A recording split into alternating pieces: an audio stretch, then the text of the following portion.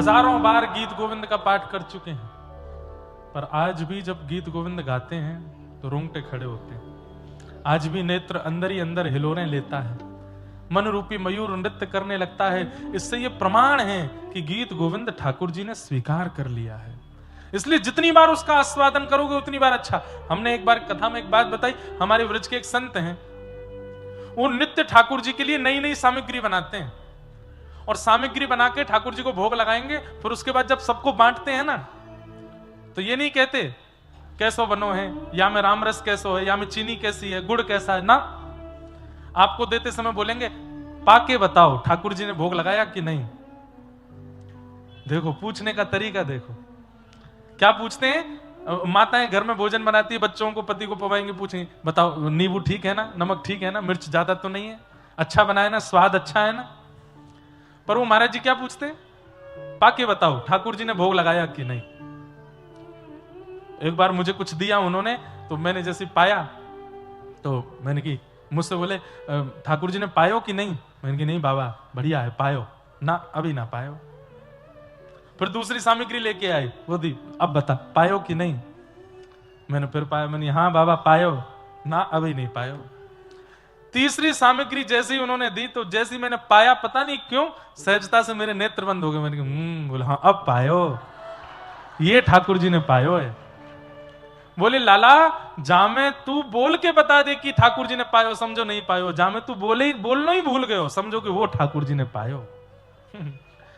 कैसी कैसी लोगों की भावना, हम कहां हैं, इन लोगों के पास आसपास भी नहीं है हमारी स्थिति। जयदेव महाप्रभु के द्वारा लिखे गए गीत गोविंद की अष्टपदियां एक नहीं अनेक हैं। ये तो हम केवल एक गाते हैं। ये देखो हम हर कथा में गीत गोविंद की किताब रखते ही हैं साथ में, खूब सारी अष्टपदियां हैं, कभी गा ही नहीं पाए, इतनी सारी हैं। ठाकुर जी को सब प्रिय है। मैंने एक बार अपने गुरुदेव से आज्ञा ली थी कि मैं प्रवचन करूं क्या, तब हमारे गुरुदेव ने कहा सब पे प्रवचन करो, गीत गोविंद पे मत करना। मैंने क्यों, बोले ये ठाकुर जी के अंतरंग हृदय के भाव हैं, इसको सबके सामने प्रकाशित करने की आवश्यकता नहीं है। तब से फिर हमने गीत गोविंद पर प्रवचन करने का भाव नहीं रखा। ऐसी ऐसी लीलाएं ठाकुर जी की जिनको केवल रसिक ही समझ सकते हैं, रस में डूबे हुए ही समझ सकते हैं। सबको समझ में आने वाली बात नहीं। ज्ञान वैराग्य से परे की चर्चा है, प्रेम की चर्चा सबको समझ नहीं आती। वैसी चर्चाएं हैं। कालिया विषधर गंजन जन रंजन है। कालिया के फण पर जब आपने नृत्य किया तो जन रंजन हुआ। रंजन का मतलब क्या होता है, नाचने लगे लोग, मनोरंजन, जन रंजन। रंजन का मतलब है कि इतने प्रसन्न हो गए कि लोग नृत्य करने लगे। लेकिन कथा जब पढ़ते हैं तो वहां पता चलता है कि जब ठाकुर जी काली देह में कूदे तो ब्रजवासी रो रहे थे। सब ब्रजवासी लाला थे, कह रहे लाला जे सांप है काट जाएगा, नीचे आ जा, जा पे मत नाचे। पर यहां जयदेव महाप्रभु कहते हैं कि जन रंजन हो रहा है, सब लोग हंस रहे हैं, सब लोग नृत्य कर रहे हैं। तब यहां पर जयदेव महाप्रभु कहते हैं, बोले कि भैया ब्रजवासी लोग तो रो रहे थे कि लाला सांप है काट जाएगा, या तो नीचे उतर जा, ठाकुर जी तांडव नृत्य कर रहे हैं। पर निकुंज में विराजमान किशोरी जी वो नृत्य करके आनंदित हो रही हैं, देख करके प्रसन्न हो रही हैं। क्यों? जयदेव महाप्रभु बोले अंदर की बात है। बोले क्या अंदर की बात है? बोले 2 दिन पहले किशोरी जी ने ठाकुर जी को नृत्य करनो सिखायो, और 2 दिन पहले नृत्य सिखावे के बाद किशोरी जी बोली लाला अब मैंने तुमको सिखाई दी, अब मुझको करके दिखाओ। ठाकुर जी बोले अभी नहीं दिखाऊंगा, जब मंच मिलेगा तो मंच पर करके दिखाऊंगा। तो 2 दिन बाद ठाकुर जी ने जैसे ही कालिया नाग देखो तो कालिया नाग के फण पर पैर रखती ठाकुर जी बोले जी बहुत गुदगुदो मंच है, यही पे नाचूंगा। तो वहां सबको तो दिख रहा है कि ठाकुर जी कालिया नाग को वध कर रहे हैं, उस पर तांडव कर रहे हैं। ब्रजवासियों को लग रहा है कि लाला या खिलौना समझ के चढ़ गो ऊपर। पर किशोरी जी जानती हैं क्या ये गुरु दक्षिणा दे रहे हैं हमको, इसलिए जन रंजन है। वहां किशोरी ताल दे रही हैं और ठाकुर जी कालिया नाग पर नृत्य कर रहे हैं। अब ये भेद कौन समझ पाया? जयदेव महाप्रभु समझ गए। ऐसे अंतरंग भाव, अंतरंग भेद, अंतरंग लीलाओं को समझने की जिनके अंदर क्षमता है वो जयदेव महाप्रभु इस बंगाल की भूमि पर जन्मे। ठाकुर जी आज भी उनका गीत गोविंद हृदय से, अगर मैं अपने घर से कुछ बना के ले जाऊंगा जगन्नाथ महाप्रभु एक बार पाएंगे। लेकिन कर्मा ने ऐसी खिचड़ी बनाई, आज भी ठाकुर जी खिचड़ी पाते हैं। कर्मा बाई नहीं है, धराधाम पर नहीं है, लेकिन उस खिचड़ी का नाम ही पड़ गया कर्मा की खिचड़ी। आज भी पाते हैं। हमने ऐसा कुछ प्रस्तुत क्यों नहीं किया जो ठाकुर जी सदा के लिए स्वीकार कर लें। अरे गणपति भट्ट गए जगन्नाथ महाप्रभु का दर्शन करने के लिए, और उनका नियम था कि मैं गणेश जी के अलावा किसी को नहीं देखता। जब किसी ने कहा कि यहां मंदिर में तो कृष्ण विराजमान है, बलभद्र हैं, सुभद्रा जी हैं, तो गणपति भट्ट रोने लगे। ओहो, मेरा तो नियम टूट गया, मैं अपने इष्ट के अलावा किसी को नहीं देखता। मुझे किसी ने भ्रमित करके कह दिया कि जगन्नाथपुरी में तो गणेश जी हैं, अब तो मेरा नियम टूट गया। रोने लगे समुद्र के तट पर। तो कतार में खड़े थे दर्शन करने के लिए, तो आगे पीछे के लोगों से पूछा, अंदर मंदिर में गणेश जी है ना? किसने भेंका दिया आपको? बोले लंबोदर तो हैं पर गणेश जी नहीं है, ठाकुर जी हैं। लंबोदर मतलब जिसका पेट बड़ा होता है। गणपति भट्ट रोने लगे समुद्र के तट पर, अरे मेरा नियम टूट गया, मेरी इष्ट परंपरा टूट गई। ठाकुर जी बोले, इष्ट से इतना प्रेम करता है कि मेरा दर्शन नहीं करेगा? ठाकुर जी बोले, खेला जाए इसके साथ। ठाकुर जी छोटे से बालक बन के गए और गणपति भट्ट से जाके बोले, क्यों रो रहे हो? बोले, मैंने नियम लिया था कि मैं गणेश जी के अलावा किसी को नहीं देखूंगा, और मैंने यहां जगन्नाथपुरी आके गलती कर दी। अब यहां तो मंदिर में कृष्ण बैठे हैं, उनको तो मैं नहीं देखूंगा।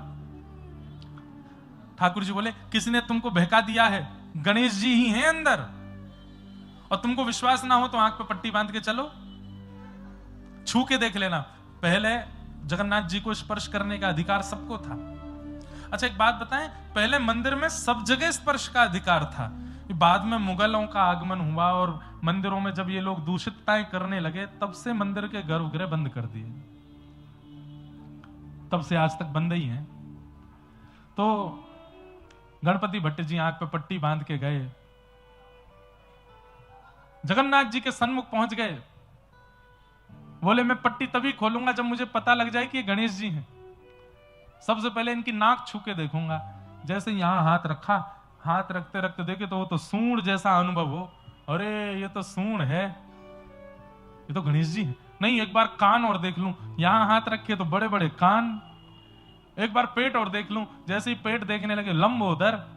और ठाकुर जी इतने इतने खेलते हैं, सूंड से उसके सिर को गुदगुदाने और लगे, तो उसको विश्वास ही हो गया ये तो गणेश जी ही हैं। जैसे ही पट्टी खोली तो गणेश जी नहीं, जगन्नाथ जी थे। अरे मायावी देवता, मैं आंख बंद करता हूं तो सूंड का अनुभव कराता है, आंख खोल के देखता हूं तो जगन्नाथ बन जाता है। राम राम, मेरा नियम टूट गया, मेरा नियम टूट गया। तुरंत ठाकुर जी प्रकट हो गए और प्रकट होकर के गणपति भट्ट को हृदय से लगा लिया। बोले, अरे तू भेद क्यों मानता है? चाहे वो गणेश हो, चाहे वो शिव हो, चाहे वो कृष्ण हो, चाहे वो राम हो, चाहे वो देवी हो, चाहे भद्रकाली हो, सब में मैं विराजमान हूं। सब जगह मेरा विलास है, सब जगह मेरी उपस्थिति है, बस देखने के लिए दृष्टि चाहिए। सब जगह मैं विद्यमान हूं। क्यों प्रसन्न हो गए? क्योंकि अपने इष्ट के प्रति इतनी निष्ठा है गणपति भट्ट की, ठाकुर जी प्रसन्न हो गए। और ऐसे प्रसन्न हुए, आज तक स्नान पूर्णिमा, जिसको ज्येष्ठ पूर्णिमा कहते हैं, आज भी ठाकुर जी गणेश जी का रूप धारण करते हैं। ज्येष्ठ पूर्णिमा जो है जगन्नाथ जी का जन्मदिन है, जन्मोत्सव है, और उस दिन कलशों से स्नान करते हैं ठाकुर जी।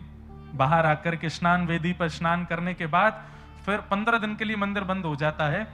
तो स्नान करने के बाद जो सबसे पहला श्रृंगार जगन्नाथ जी का होता है, वो गणेश जी के रूप में ही होता है। सूंड ठाकुर जी धारण करते हैं, बड़े बड़े कान लगाते हैं और बिल्कुल गणेश जी जैसे ही बनते हैं।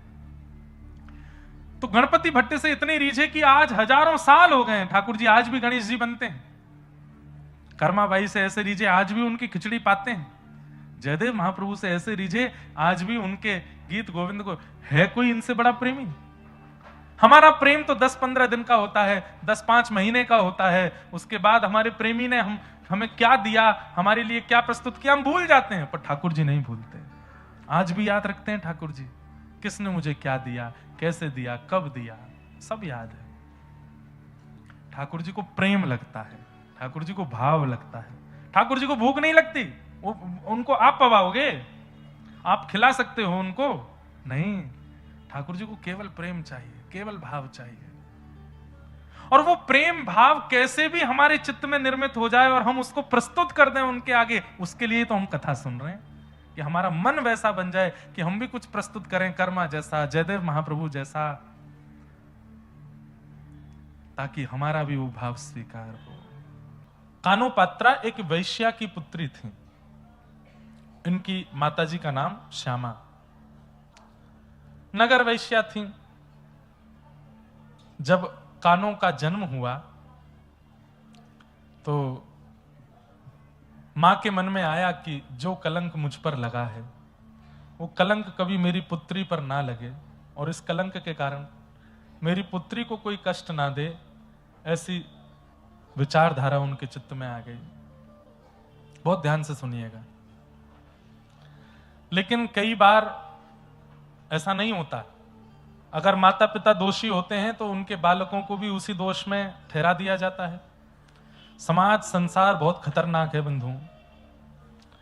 इन लोगों को चाय के साथ चर्चा करना बहुत अच्छा लगता है, और उस चर्चा का विषय कई बार आप भी बन जाते हैं। आपकी जरा सी भूल एक बार करके देख लो। आप सब लोग भी कैसे करो, कुछ ऐसा करके देखो, भले नाटक के रूप में करो जिसपे घर वाले थोड़े से चर्चा का विषय बना लें। और इसमें सबसे बढ़िया है कि जो आप काम धंधा करते हो 10-15 दिन के लिए उसको बंद कर दो, कमाई का जरिया रोक दो। कुछ ऐसा करो, फिर देखो चाय की चर्चा पर आप बिस्कुट से ज्यादा आप खाए जाओगे। लोग गाड़ी में सफर पर चर्चा का विषय आप बन जाओगे। लोगों के रास्ते 200-200 किलोमीटर कब पार हो जाएंगे पता ही नहीं चलेगा। आपको बहुत याद करेंगे लोग, हिचकियां आएंगी आपको। तो कानोपात्रा का जन्म हुआ। मां के मन में यह भाव था कि जैसा कलंक मुझ पर है मेरी पुत्री को ना लगे, मेरी पुत्री कम से कम ठाकुर जी की भक्त बने। और एक बात आपको बता दें, पिता यदि ठान ले कि मुझे अपने पुत्र या पुत्री को यह बनाना है तो संभवतः हो सकता है कि वो ना बने, लेकिन मां यदि ठान ले तो 90% वो बालक बन ही जाएगा जैसा मां चाह रही है वैसा। मां चाह ले तो अधिकतर हमारे समाज में एक भ्रांति आ गई है कि पुत्र के लिए तो माताओं की इच्छा रहती है धनवान बने, इंजीनियर बने, डॉक्टर बने, और क्या कहते हैं खूब धन कमावे, नाम कमावे, यश कमावे। पुत्री के लिए आ जाता है सुशील बने, सौभाग्यवती बने, भक्त बने। इसलिए माताएं ही ज्यादा भक्त होती हैं। इसलिए कथाओं में भी संख्या सबसे ज्यादा माताएं बहनों की होती हैं। क्यों? उनकी माताजी ने भी यही सोचा था कि ये भक्त बने, घर में रहे, ठाकुर जी की सेवा पूजा करे, भोग प्रसाद बनावे, जब ब्याह हो जाए तो ससुराल में जाकर के भी वहां पे भी वहां के ठाकुर जी की सेवा आदि करे। माता ही सेवक होती हैं ठाकुर जी की। भाई लोगों के लिए विचार ही नहीं करते, उसके लिए तो धनवान का विचार करते हैं। उसके लिए तो समाज संसार में कमाने वाला बने, वो तो वो बन भी जाता है वैसा।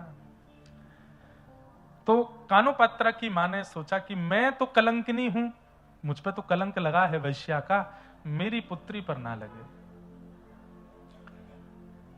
धीरे धीरे पुत्री बड़ी होने लगी।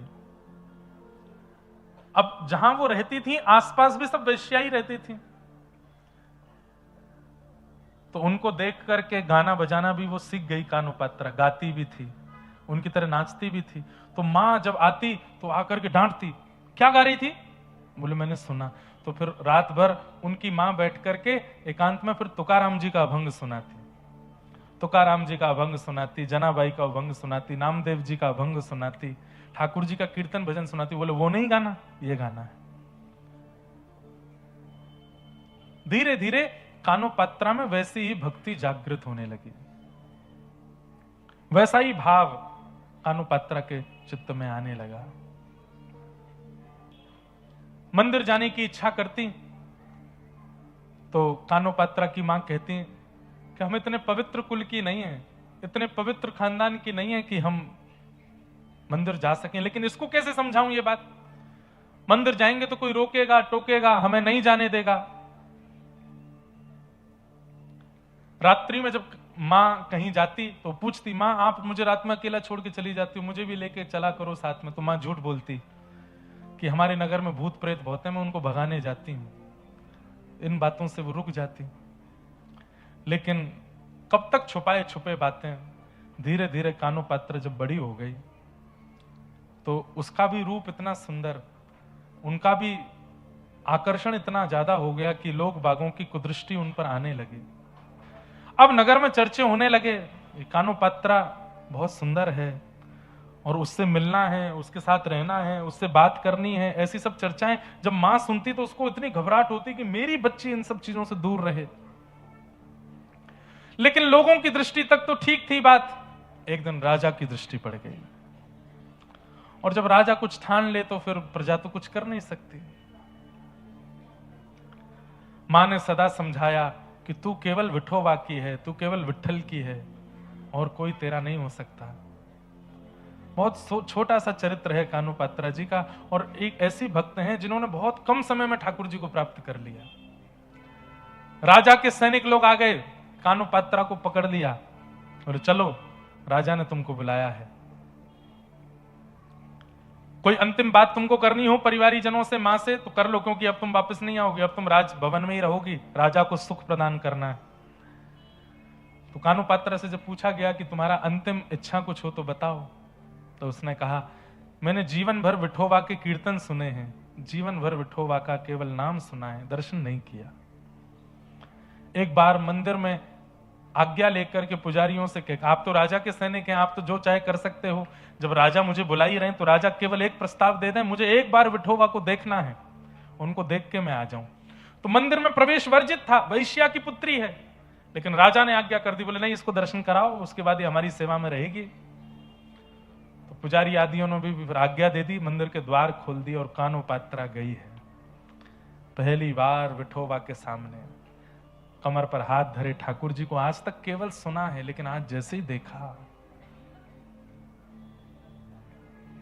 सन्मुख गई, जाकर के कानूपात्रा के नेत्र सजल हो गए, और सजल नेत्रों से ठाकुर जी से कहती है कि नाथ, मैं आपकी हो चुकी हूं, बचपन से मैंने आपको अपना मान लिया है, आपने मुझे माना कि नहीं ये मुझे नहीं पता, पर मैं आपको अपना मान चुकी हूं। अब आपके अलावा यदि मेरा कोई स्पर्श भी करे, मेरा कोई वर्ण करे, तो इसमें मेरी कोई लाज नहीं जाएगी, आपकी लाज जाएगी। अरे कोई बहुत बड़ा व्यक्ति यदि सामान्य को अपने जीवन में बुला करके कुछ समय बाद उस सामान्य का त्याग कर दे, तो सामान्य पर कुछ नहीं जाएगा, उस बड़े की निंदा होती है। हम सामान्य जीव हैं, हम आपकी शरण में आए हैं, आपके चरण में आए हैं नाथ, मैं आपकी शरणागत हो गई हूं। और सुनिए, मैंने सब जगह फैला दिया है कि मैं आपकी हूं, मैंने नगर नगर में, गांव गांव में जाकर के कह दिया है मैं आपकी हूं, और आपके बाद यदि वो राजा मुझको स्वीकार करेगा तो इसमें आपकी बड़ी निंदा होगी नाथ। अब वो राजा मुझे स्पर्श भी ना कर पाए, ऐसी योजना आप बनाओ। प्रभु जी मोरी क्या बिगड़ेगी, जाएगी लाज तुम्हारी, तुम्हारी जाएगी लाज तुम्हारी। हरि जी मोरी क्या बिगड़ेगी, जाएगी लाज तुम्हारी, तुम्हारी जाएगी लाज तुम्हारी। मोपति पांच पांच के तुम पति, सो पति काहे बिसारी। भीष्म द्रोण और कर्ण दुशासन, इन मोरी लाज बिगाड़ी। हरि जी मोरी क्या बिगड़ेगी, जाएगी लाज तुम्हारी, जाएगी लाज तुम्हारी। सूरदास पाछे पछतई हो, आप पीछे पछताओगे जब जब जब मोहे देख उघारी। वैसे तो द्रौपदी के चीर हरण के प्रसंग का पद है, परंतु हर भक्त ठाकुर जी से कह सकता है कि नाथ, यदि ये संसार मुझे अपने चंगुल में फंसा रहा है तो इसमें मेरा कुछ नहीं जाएगा। मैं तो अपने आप को आपके सन्मुख अर्पित कर चुका हूं, अपने आप को आपके हवाले कर चुका हूं। अब आपके हवाले आने के बाद कोई और मुझे स्वीकार करे, इसमें मेरा कुछ नहीं बिगड़ेगा। आप कमजोर हैं ये पता चलेगा दुनिया को, कि आपकी शरणागति प्राप्त करने के बाद भी किसी और के प्रति मेरा मन जा रहा है, कोई और मुझे खींच रहा है। कानोपात्रा ने ठाकुर जी से कह दिया, और यदि आप मुझे स्वीकार नहीं करे हैं तो फिर आप पूरे पंढरपुर में जाके घर घर में जाके बता दीजिए सबको कि कानोपात्रा को मैंने स्वीकार नहीं किया। लेकिन नाथ, उसमें आपको बहुत श्रम होगा। इतने हजारों घरों में, हर घर में जा जाके आपको बोलना पड़ेगा कि कानोपात्रा मेरी नहीं है, कानोपात्रा मेरी नहीं है। इतनी हजार जगह जाकर के आप श्रमित होंगे, उससे अच्छा तो इस कानों को स्वीकार कर लीजिए ना।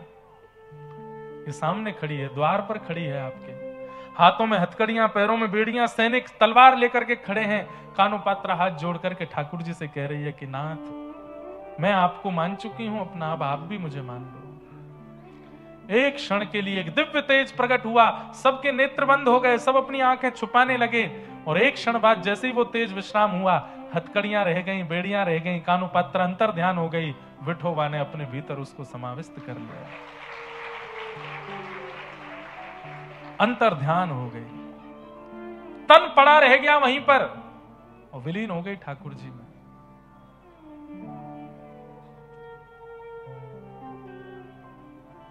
ठाकुर जी स्वीकार करें, इसी के लिए तो हम लोग भक्ति पथ पर चल रहे हैं, उसके योग्य हम बने, उसी के लिए तो हम लोग कथा भागवत सब श्रवण कर रहे हैं।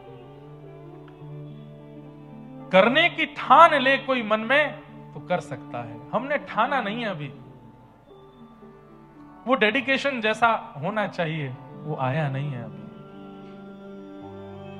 अरे जिसके अंदर डेडिकेशन हो जाता है वो घर भी इसी भाव से बनाना, घर नहीं बना रहे, निकुंज बना रहे हैं ठाकुर जी का, विवाह नहीं कर रहे हैं, एक सहचरी ला रहे हैं ठाकुर जी की सेवा के लिए।